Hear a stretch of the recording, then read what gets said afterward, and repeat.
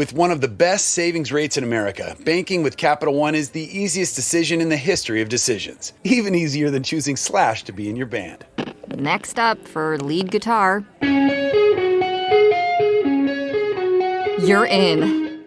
Cool. Yep, even easier than that. And with no fees or minimums on checking and savings accounts, is it even a decision?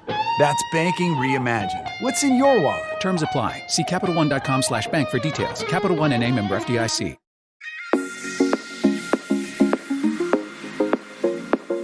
I'm Emily Elizabeth, and I'm the host of the What Fulfills You podcast, a show for and about individuals always seeking to be their best selves. On this show, we talk all about building the mindset, finding the right careers, creating meaningful relationships, and so much more. Welcome to the What Fulfills You podcast. Hello everyone. Welcome back to another episode of the What Fulfills You podcast. My name is Emily Elizabeth. I'm your host. Today's episode is a raw talk, and so if you haven't been tuning in for a while, a raw talk is pretty much a segment of the show that I do every now and then, typically with a close friend of mine, because it's actually usually inspired by actual conversations I have with the person, and at some point I go, some of this should be talked about on the podcast. So this is actually what happened with my friend Joran, who is today's guest. In recent months, I've been kind of just picking her brain about why she does what she does in her relationship, why she's made certain decisions within her relationship that includes actually moving further away from her partner, like physical location, when she really didn't quote unquote need to, like it wasn't pushed by a job or anything, yet I find her thought process in it and her partner's response in it very interesting. And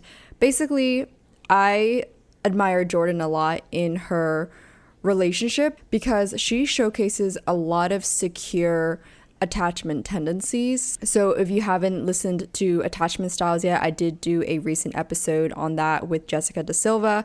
She, I think, was episode 192. So definitely go check that out if you want to learn more about attachment styles and how that does impact the way we act in relationships. But for me, I personally like to model a lot of successful behaviors and a lot of successful habits. And so Joran is someone I have observed has a lot of secure and calm tendencies in the way she reacts and approaches her relationships. If she's listening to this right now, which she probably is, she's probably like, oh my gosh, I can't believe you're saying this. But no, for real, I really think that she has a lot of high quality traits as a partner. And to be transparent, I say that because maybe from what I have observed in the dating culture today and some of the advice I hear online and, just like the dialogue around dating in today's society, I find a lot of them to be a bit unhealthy approaches, a lot of different game tactics and all of that. And I will hear some of this advice and I'll just kind of sit and observe like, I don't know if that really resonates as something that is mature and healthy to do. And so for me, I've been able to observe Joran be her best self with her partner for a few years now. And actually, just to add some context, Joran and I were former co-workers, so we've been friends for a few years, and we just hit it off immediately when she came to work at my old corporate job. And it's funny because I mentioned this on the show as well. She often came to me for advice around, cold calling and approaches to how we do our job, which was related to sales, because I think the business professionalism came really natural to me and it didn't make me sweat, so to speak. I mean, in certain cases it did, okay? But I think at a base level, in being in that role was kind of natural to me and being assertive and forward and knowing when to push and also pull back. And I told her that it reminds me of the same way as I come to her, picking her brain about her approach and her mindset, honestly, around her relationship and her dating. And she's 24, so that's why I am even more impressed because, she's within our age range, and I think that she has a lot of healthy tendencies. And I don't know about you guys, but I can't say that I see that in everyone that I know in my age range. And I'm saying that about myself too. Again, I think everything is a learning curve and a learning process. But that's why I like to observe where I've seen success, or at least relative success, and try to model similar habits and similar thought processes to that successful person, so to speak. So with that being said, I hope you guys enjoy this raw talk and can gain some value from this. So let's welcome Jordan to the podcast. Well, Jordan, JV, thanks for joining me on this podcast. I know this was somewhat last minute planned, but I think I texted you over the weekend or something. I don't know. It was like, or maybe earlier this week. And I was like, would you be down to come on my podcast? Yeah. Thanks for having me. I'm so excited. Yeah. Well, I guess to add some context. So this is obviously going to be like a raw talk. I told you I do like these random raw talk segments with friends. And I got inspired to have you on because I often have been asking you, especially as of lately, a lot of different questions about the way you approach your relationship, because I just have noticed so many healthy habits that you have with your partner who, how long have you been dating him for? A little over 3.5 years. Oh my God. Okay. Yeah. So that's actually wild.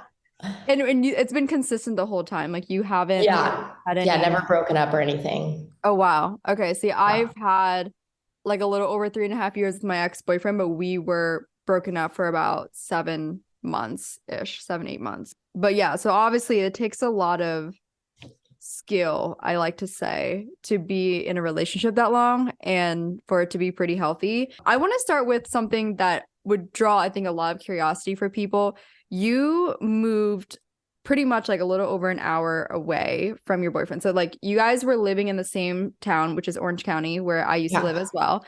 And then you and one of our old coworkers, you guys moved. You guys both have boyfriends and you guys love them dearly, as far as I know. And you guys were like, fuck it, we're going to move to San Diego, aka further away from where your guy is. And it has nothing to do with the job, right? Neither of you guys need you just wanted the experience. So I feel like a lot of people would be like, question mark, red flags, like why would you do that? Can you share your thought process and why that doesn't bother you, and maybe like your feedback from your partner as well? Like, did that bother him at first? Like, I feel like that is a very unique take, and both of you guys, like you and your roommate, have boyfriends and the similar length of Well, honestly, we were living in Orange County and it just wasn't the vibe that we were looking for at the time. We wanted something like a little more like youthful, exciting. We're both not from California. So we thought, like, where could we go that's not like completely moving to another state or like another part of the country? And we both really loved San Diego. So obviously our boyfriends, both of us dating for like almost 4 years, we were like, well, honestly, like this is the time of our lives. Like we're never going to be this young again. And like, this is the time that like, you're supposed to live with friends. You're supposed to like figure yourself out and like what goals you have for your life. And so I feel like we both just wanted to move and we weren't going to let anybody hold us back. And we both felt comfortable enough in our relationships that moving like an hour and a half to 2 hours away wouldn't change anything. And kind of at the end of the day, like, if it did change our relationship, then maybe it wasn't as strong as we thought it was in the beginning, because a little bit of distance shouldn't really ruin a relationship. So I don't know. We just both thought it's something that we want to do and we're really not going to let anybody hold us back necessarily. But we also did care about our significant other's feelings. So we did talk it over with them. And I mean, my boyfriend was super supportive about it. He was like, you got to do, what makes you happy. And I feel like you're not as happy as you could be right now. So if you think moving to San Diego is going to make you happier, then I think that you should do that. So, I mean, he was really supportive. So I think that also made it easier too. What was the discussion like when it came to, and I like that mindset. See, okay, just for context, people, I like voice note Jordan all the time. And like, this is the type of stuff you'll say back. Like you noted there, you're like, if a little bit of distance basically makes the relationship go to shit, then maybe it wasn't as strong as like we thought it was, which is such an interesting perspective, because I would argue that a lot of people would say, why would you be moving away? Like you're adding strain to the relationship. You're making it long distance even, or I don't really consider that long distance, but some people could. Right. So what was the discussion though with your significant other, like in terms of how you guys would see each other, and like maybe compare it first with like how often you guys were seeing each other in Orange County, and then what's it like now, and how has that been? Yeah, even observing from your roommate. So in Orange County, we probably saw each other a few times a week, like maybe like 3 times a week, because we lived like 25, 30 minutes apart. But now it depends on the month, like if there's events or something that we have together, but typically it's kind of like every other weekend. And it was kind of one of those conversations where we're both gonna have to put in the effort if I'm moving away. Like I'll come up to you to Orange County, but you're also gonna have to come down to San Diego too. So it's that really good balance where we kind of switch off. But I would say it's pretty much like every other weekend. Sometimes it could be longer or shorter. Again, if there's like something that we have going on. Yeah. That's so impressive though, because like I feel like, especially too, because you're 24, right? You're 24 now. Okay. So I feel like a lot of people would be like, don't you want to, maybe move in with your boyfriend, or like start talking about the futuristic stuff? And I've asked you that before too. And like, can you like share your mindset around that, about how, and I would say maybe you're probably more oriented towards like marrying before me. Like I feel like I have always jokingly was like, I want to be a socialite until I'm in my mid-30s or some shit. I'm kidding, but like I'm also probably like definitely on the spectrum of I'm not in a rush to get married. And I don't think you're in a rush either, but you might have those thoughts of like wanting to be a mom, or like at least having a family sooner than I would. So it's very interesting to me, because that could be within the next 4-5 years ish, right? What does that look like for you when you think about the future in regards to your relationship, but also where you're at personally? How do you not allow it to, I guess, get in your head too much? You know what I mean? Because some people might be like, why are you going the opposite direction? Like not only not living together, but you're going even adding more distance to it for like no necessary reason. Well, it's interesting because I think how you're saying you're going in the, like people would consider that going in the other direction. I honestly don't consider it going in the other direction, because we're working on ourselves. Like I'm working on my career, like doing what makes me happy, finding like my own balance. And he's also going to school to get his master's to be able to get into sports management, or some sort of sports job in the industry. So we're both like, it's not like our relationship is going the other direction. It's actually getting stronger because we're working on ourselves and making ourselves better in the process. So I don't really consider it, like I guess going the other direction. But I will say with like getting married and stuff, I have always wanted to like get married and have my first child by 30. So I mean, that's not that far away if you think about it. But also, I don't think you need to live with somebody for like multiple years before you get married. I think it's like more important, like the amount of time that you've been dating them than really living together, I feel like. So for me too, I grew up with an older sister. And so I've always just like loved like living with friends and like having that kind of relationship with all my girlfriends. So I really enjoy living with my roommate right now. Like I think when are you ever going to live with your friends again? It's kind of the time to do that. You have your whole life to live with your significant others. So that's kind of how I view it. But I guess, I mean, I wouldn't consider it taking the relationship in the opposite direction. I actually think it's making it better. And I mean, even though I moved away, I might only be away for a year or 2 years. It's not like this is going to be a 5-year thing. So I don't know if that. Yeah, no, it does. And again, like that's why I like that you share your perspective on that, like how you don't think it's going in the opposite direction, but some people who maybe have less of a healthy perspective on like how you build a relationship might think the opposite. You know what I mean? Yeah, I think definitely. I'm trying to like indicate the difference of how some people think a certain way, and like maybe again, I personally like look up to you, especially in that regard, in like your relationship, because I feel like it seems to be very healthy, very steady. You make these decisions where it does, like, again, that moving thing, it doesn't seem to be such a big conflict. Whereas to be transparent for me, I would say like that might, where I'm at right now, that might bother me at first. If my partner which is interesting, right? Because I'm very into personal development and I'm very independent myself. But for some reason, that might make me feel like, why are you moving away? Type of thing. You know what Yeah. I mean? So it is a very interesting thing though. But like the way I get over it is when I hear different perspectives. So like when I hear from you, which I want to dive into another topic, like the holiday stuff, like when I hear from you why you like find it okay to like not, in this holiday example, like you're like, I don't feel like I have to be with my significant other for every holiday. And considering for the amount of time you guys have been together, can you share your perspective on that as well? Because like I said, it was funny because Thanksgiving was recently, and a friend of mine was like saying how because we have limited time with our actual family, we should try to do more of our holidays with them. And then, like you said as well, you have the rest of your life, if that's your lifelong partner, to spend those holidays with them and, additional family. Yeah, I agree with that for sure with what your friend said. Like your parents, your grandparents, everybody's getting older as you get older, and your time with them is becoming more limited. I mean, obviously, your time with anybody could be limited, but just from that perspective, with like parents and grandparents, I think it's important to like really cherish the time now that you have with them, and also with that too. With your significant other, if you're going to commit to spending the rest of your life together, then you're going to be spending every single holiday with them, every single birthday with them forever. So I think that it's important to prioritize your family now. And that doesn't mean that you can't spend holidays with your significant other. But I think that if there's one or two holidays that you don't, like, that's totally okay. I think it's kind of a huge stigma, like, oh my gosh, we have to spend Christmas, we have to spend Thanksgiving together.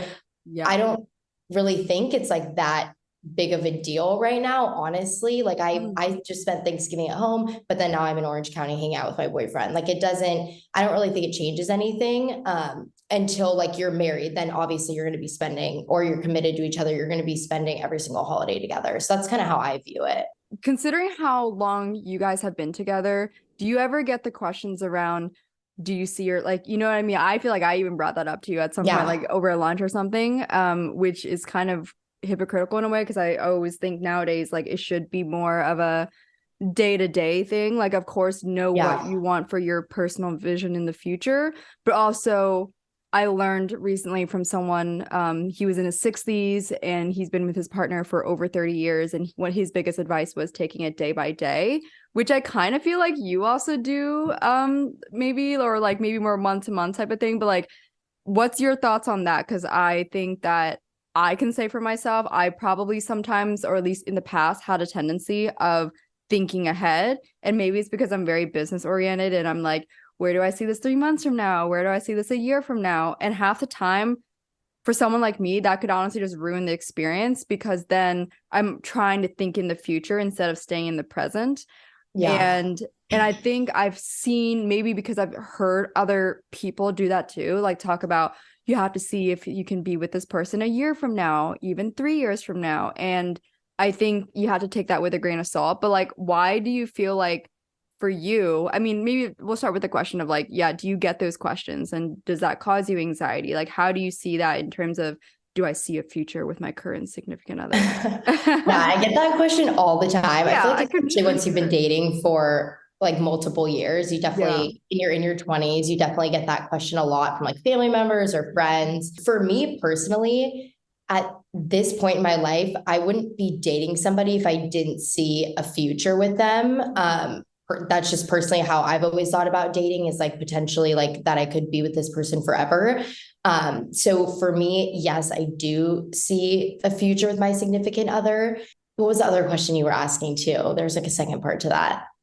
I think it's maybe around how you maybe like don't get too ahead of yourself. Oh yeah. Yeah. I mean, I consider myself kind of a realist when it comes to relationships. Like I pretty much just take it day by day, know that there's going to be like obstacles that come up and challenges, and just like how to work through those. But ultimately, yes, the goal is to marry my significant other, but I really just do take it, day by day. That doesn't mean I don't plan ahead at all, but I'm not like, oh my gosh, we have to get married in 1 year from now, and then we have to buy a house in 2 years from now. Like, I think so many different life things come up and you kind of just have to adapt to them. So if your goal is to get married and spend forever with them, then you're going to like have that mindset every day in your relationship. Like that's what you're working towards, but it's okay if it's not on like a specific timeline. Like everyone's timelines look different. I feel like nowadays, like a lot of people prioritize like buying a house before getting married. Some people prioritize getting married before buying a house. I mean, it's just everyone's relationship is so different and there's really not like a perfect timeline. Do you feel like either in the past or in the current, do you feel like you have ever had anxiety around relationships, or do you feel like your if you have any anxiety comes out more in different parts of your life? With one of the best savings rates in America, banking with Capital One is the easiest decision in the history of decisions. Even easier than choosing Slash to be in your band. Next up for lead guitar. You're in. Cool. Yep, even easier than that. And with no fees or minimums on checking and savings accounts, is it even a decision? That's banking reimagined. What's in your wallet? Terms apply. See CapitalOne.com/bank for details. Capital One NA, member FDIC. This is just like, I'm personally so curious. I would say that my anxiety comes out in different parts of my life, not really my relationships. Yeah. You seem really secure, like the way you handle it. And I asked that because I think for me, it's probably swapped, that I get more on the anxious spectrum in relationships. That's why I get so curious. And I think my curiosity comes from wanting to tame that, because my thought process goes, if I understand how another person thinks, or if I understand how another successful person has done this in their life, and I kind of apply similar thought process, for me, it's been successful if I do that. So that's why I always ask questions from people that like do certain things that I notice is like very healthy. And that goes obviously with business stuff too. But like, I would say I have very, like you saw me in sales. I like could give two shits on the phone, because I think with like cold calling, it was natural to me. So I feel like maybe it's similar to you, like relationships or just the interpersonal connection is very natural to you, but maybe in other parts, like it comes out less natural. I don't know. I feel like that's what I was observing. So I'm like, how do you kind of feel like seem so secure in this regard? Because I think at the end of the day, you only are in control of your own actions, not other people's actions. And so if you are like confident in yourself and secure in yourself, ultimately like that's going to help you in your relationships. And trying to like control somebody else or try and think of how they're like what they're thinking, how they're feeling is only going to cause you to kind of shift like your own thoughts. So I'm a really empathetic person, but I think that I just don't try to like control every single aspect of a relationship. Like I just try and focus on like what I'm giving to the relationship and giving 110%. But at the end of the day, I can't control like what somebody's going to give me back. That's ultimately up to them. Okay. So I feel like you draw really good boundaries with, for example, in August, when you were here in New York, we were out and like, you were having fun at like the nightclub or whatever. And I just noticed that you're very nice and friendly with, people that approach us, that kind of thing. And we're talking just like guy situations, right? But you're also not like outwardly like, I have a boyfriend, like kind of like the fuck off type of mentality, but you're still like warm and friendly. Yet when someone tries to, if they try to like make a move, you're very stern, like, oh, like you have a line drawn. And I am impressed by that, because maybe it's just like some people I've observed, but I can't say like I've always seen that in people, like where like, for example, especially in a setting, like some girls might think, okay, this is very harmless, like maybe just a little bit of not just flirtatiousness, but like maybe like if they grab my hand really quick and I'm just like trying to get a drink or something, like that's totally fine, right? So again, everyone has their own what's okay and what's not. And so I think that's very, to preface, it's to each their own. But I'm curious to know, how has it been, like the process of building trust with you and your partner, and also how you, like, what's your thought process when you're out? Like I noticed like you seem to also barely ever kind of like look around, like maybe you might think like a guy is hot or something, but like you're very secure, like you don't have this tendency of like, oh, I need to like flirt with this guy, or I need to like want this guy to like chase me because I like the attention. I think it's mainly the attention thing too. I feel like you are not much of like a I need this attention from all the guys. Right. No, I think for me, when it comes to trust, is like you have my trust until you break it and show me otherwise, basically. So I think there's still that fine line of like going out with your friends and having fun and being social, but knowing like what's like crossing a line. And I think for me, in my boyfriend, we just have really good trust and open communication. So I'm just like, oh, I'm going here with my friends. I'm doing this. I'm at this or whatever, and just pretty open communication. So I think that really helps too. And I think just if something like crosses a line, being like, I'm not comfortable with this, and kind of getting yourself out of that situation. But I definitely think you can still go out and have fun with friends and talk to people. I don't think that there's anything wrong with that. I think you should be social. But I do think, when that boundary is crossed, that you express that and that you just make sure that something like that doesn't happen again, basically. But I still think like I said, you need to go out, you need to have fun, you need to meet other people. You don't want to just sit at home all the time and like not, what I mean, go out and do fun things. But I just think you have to know like what the boundaries are and what would like upset your significant other, basically. Have you, be honest about this, have you ever been like slightly jealous in the past? Like let's like trivial stuff, even like whether it's maybe your partner like was like liking other girls' photos on Instagram, and like maybe it's because it's someone he follows, like stuff like that, or maybe if he's talking to another girl very casually like out in a social setting. Has that ever bothered you in the past or now? Typically not really, just because I feel like I'm very confident and secure in our relationship. And so I've typically really never let jealousy affect me or like our relationship at all. I think jealousy can lead to like a lot of problems in a relationship if you're constantly, jealous. If they like, I mean, okay, I'll talk about the liking a girl's photo on Instagram. I don't think that that's very serious. I mean, I think there's some people that do, but for me, it's like, am I really going to sit here and look through every single girl that you follow? And oh my gosh, you liked a girl's picture. I mean, I just think that that's a waste of like energy and just causes more problems personally. So I don't think that I don't have a problem with that. Obviously, if you were, texting somebody at 2 a.m., like, what are you doing? Where are you? I mean, that's like different.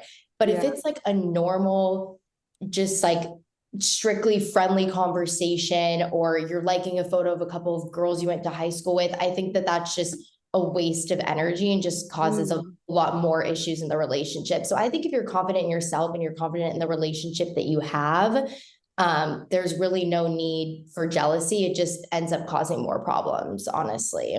So I really haven't, I mean, of course, you've probably had a moment when you're out with your significant other and somebody's like talking to them a little too friendly and you're like, okay, like a little bit of jealousy for a second. But no, I wouldn't say that I've had any jealousy that has caused like a foundational issue in our relationship. Have you ever had that in the past, like in general? Or would you say you've always been like this? Like even with like past flings or minor relationships, whatever, like was that ever a thing for you? I'm just so curious because I will say I do hear this sometimes, like women can, like our age, and I think it's just because of the social media age, but a lot of people can get in their head about the story views and he liked her photo, he didn't like my photo, like all this kind of stuff, right? And to me, I'm like, oh God, like it makes me hate social media a lot because sometimes it can get in my head because I hear these comments from other people, which arguably is maybe a little bit on the insecure spectrum. But like, I'm curious to know, was that ever a problem for you? Like, and like, if anything, do you have any tips around that for women that kind of struggle with a little bit of maybe like the slight jealousy or the slight insecurity? I mean, I really don't think it has been a problem for me. And I think the only like tip that I can really give is that if somebody loves you for the person that you are and is truly in love with you and committed to you, then there's nobody else that they're seeking or, you know what I mean, looking at other than you. So if really, I feel like if you're mad about them liking a photo, then there might be something else that's going on in your relationship that's making you think that. But ultimately, if you have a good relationship and you know your significant other loves you and is committed to you, then there really shouldn't be any need for jealousy, honestly, if you're secure enough in the relationship, I guess. But that's never really been an issue for me personally. No, but like it's so impressive because like you might think this is like, okay, what do you mean, Emily? Like I feel like your roommate too. Obviously, I won't mention names, but like obviously I know who she is and we're friends as well. But like I feel like she is probably also pretty secure in that regard. Yeah. And like you're probably just like maybe not seeing as much of anxious or insecure women. But it's obviously like the psychology of human behavior is like obviously something, I'm very interested in. I'm very intrigued and hearing people talk about those obstacles, like those very trivial, like, okay, this is fucking social media. Like it's not that serious, like you said, but like I hear that. And then like I'll hear the people who kind of have those insecure, jealous tendencies. And I'll also hear you go like, what do you mean? Like this, you know what I mean? Like it's very, like it's very easy for you in a way where like I don't have to think about those things. I don't have to go through the women that he follows. So it's just very interesting spectrum. And I'm always kind of curious to know, how do people kind of go towards this more secure side? You know what I mean? But like for you, I know like your family dynamic is very interesting because like your parents aren't still together.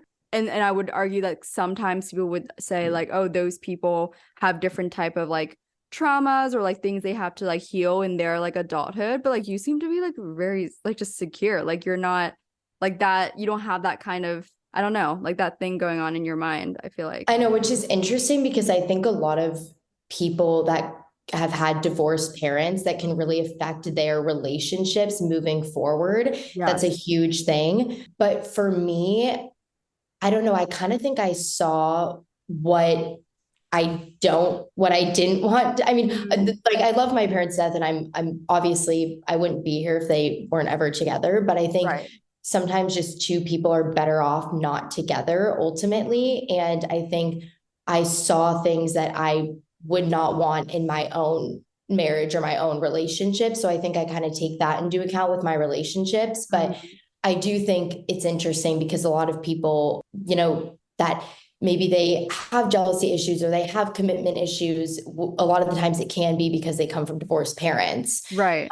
But I also have seen a lot of great relationships in my life with other family members and other people in my life too, that I know what a good relationship looks like as well. So I think for me, it's just kind of, I don't ever want to get divorced. That's like a huge thing for me. I just never want to. So that's why I think this kind of really plays in now to how I view relationships the way I do, is because I take marriage extremely seriously, especially coming from divorced parents. I don't ever want to get divorced, so I don't want to rush into a decision just because, oh my gosh, I want to get married right now. Like, even if I want to get married at this moment, I want to make sure that 100% it's the right decision for me, because I don't want to get divorced and have my kids have to witness that. So I think that's kind of another reason why I am not rushing into anything right now when it comes to marriage. You mentioned that you observed healthy relationships kind of in your upbringing as well, and like other people outside of your parents. What would you say is like the top two takeaways that you've observed that you were like, oh, I really want to apply this into my relationship, or I really want to steer away from this? It could be either or, but something that you've observed and may have actually just applied in your own relationship, which maybe contributes to why it's so healthy and secure. Definitely like open communication and good communication with how you're feeling, like what upsets you in a relationship, what you don't like, or always openly communicating about what you're doing, like not ever like sneaking around, or you know what I mean, just being open, like this is what I'm doing, I'm going to do this, I'm going to do that, like just being very honest and open about things, whether it's like what you're doing or your feelings. Knowing that when you're in a relationship, like it's a team effort, like there's two people in the relationship and it's not all about one person. So you do have to like when your partner is going through something, you have to, kind of be like, how am I going to be there for them? What can I do right now? And that it's not just you, like it takes two people. So I think that's a big thing too, is that a relationship isn't going to work if you're not in it together and if you're not putting in the same amount of energy and effort. So I think that's a big thing too. Like someone can't be giving 100% while someone else is giving 0. Like it has to be 50-50. And if there's a time where somebody's going through something and maybe personally they can't give that much at that time, that's okay. But just mostly going through the relationship, like it has to be a dual effort. Like I said, there's going to be struggles and going to be times where you can't give everything at that moment in time, but your partner knows that if you could at that point and that you have in the past, but I think obviously different circumstances, but I think that it really is like you both have to be giving your all. It just can't be one person. Right. Speaking of like going through a tough time, whether it's like a relationship adversity, or maybe like someone in the relationship is going through maybe like a mental block, maybe it's something related to the career, like maybe it could be really anything, but maybe it's something you've experienced in your relationship. Looking back from what you've learned from it and how you guys like overcame it, any kind of adversity within the relationship, what would you say is your best advice around that, overcoming some sort of adversity that affects the relationship, whether it's about the relationship or it's just something each person is going through? Again, with just being the open communication about how you're feeling, what you're going through, and what you need from the other person. Sometimes it's hard for people to help you if you shut off and they don't know how they can help you in that moment. So if you are like, this is what I need from you right now to help me get through this, you have to express that, because sometimes people are like, I don't know how to, like sometimes people have a tendency to shut off when whether they're stressed about something or having anxiety or they're going through a hard time, they can just shut down.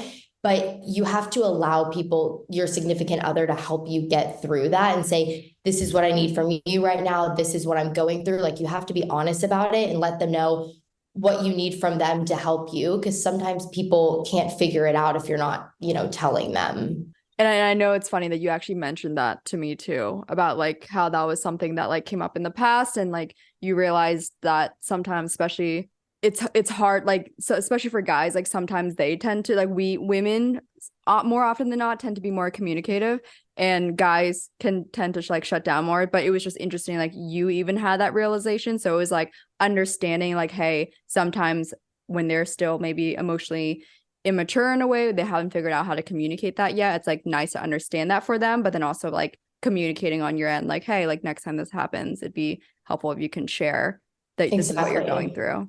Awesome. Well, Jordan, thanks for coming on. This was actually really helpful. I feel like there's a lot of short nuggets that you gave that, like, is quite frankly, like I said, was just like audio messages I always ask you about. And I said, it's like comes natural to you. Honestly, I can just tell you're like very like, this is how I do it. And this is probably just like how I am in business too. Because I'm like, Jordan, this is how I pick up and do a cold call. But but that's why, like, it's so funny. Like, I'm very into learn from people that are really good in that area of life and like hone down on that, so it makes sense why people like, came to me about like helping with cold calls and helping with emails and like all this stuff, right? So it makes sense, but that's why I try to like take where I'm not as natural at. So. Yeah.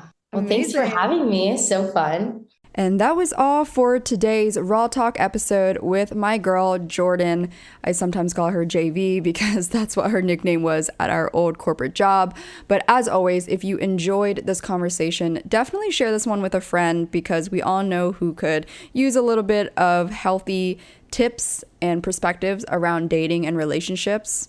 And of course, it does mean a lot when you share the episode in itself on your social media. So if it's on your Instagram story, tag the podcast Instagram at What Fulfills You and my personal one at Emily E. Duong, so I can see who's been tuning in and also chat with you guys to hear your thoughts. Last but not least, you guys, I recently released the first and official What Fulfills You hoodie, and I am so obsessed with it. Obviously, you're going to be like, you have to be obsessed with it. You created it. But guys, it is so soft and comfy, and it's just like the perfect, slightly oversized cozy hoodie. Like, I love to wear it, whether it's with sweats or just like leather pants. I like to wear it as well with like sneakers.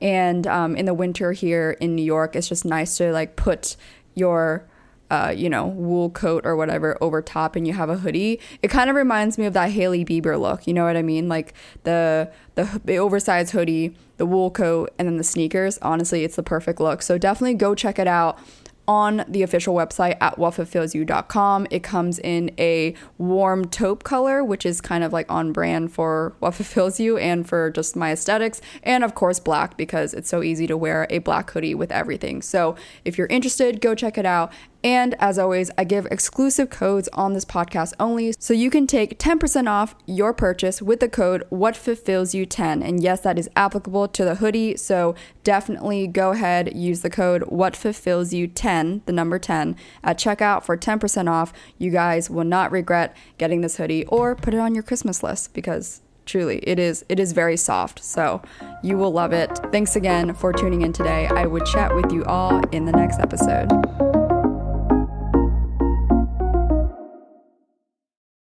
With one of the best savings rates in America, banking with Capital One is the easiest decision in the history of decisions. Even easier than choosing Slash to be in your band. Next up for lead guitar. You're in.